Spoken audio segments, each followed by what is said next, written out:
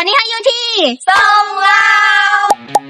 หลายคนอาจยังบ่ฮู้ภายในอาณาเขตของวัดพระธาตุสีโคตะบองยังมีหมู่บ้านเฮือนทรงลาวบู่ฮันที่หัวพ่วมบ้านไหมแบบดั้งเดิมของลาวไว้ให้เยี่ยมชมนำอีกด้วยคือได้ย้อนเวลากลับไปสัมผัสวิถีชีวิตคนลาวในอดีตบรรยากาศสงบเหมาะกับการย่างลิ้นมุมถ่ายรูปก็มีหลายสัมผัสวิถีลาวแบบดั้งเดิมบ่ว่าสิย่างไปบ่อนใดก็คือฟิลได้ย้อนเวลากลับไปในอดีตเลยมื้อนี้เฮาเลือกเสาสุดเป็นชนเผ่าผู้ไทยเด้อมีสีสันสดใสเป็นเอกลักษณ์ของชาวผู้ไทยใส่แล้วเข้ากับบรรยากาศหมู่บ้านหลายบริการเสาสุดบ่ได้มีแต่สุดผู้ไทยเด้อยังมีหลายแบบหลายสไตล์เลือกได้ตามที่มักเลยถ่ายรูปก็มีหลายทั้งบ้านไม้โคมไฟต้นไม้ใหญ่และตอนแรงเพิ่นยังเปิดไฟ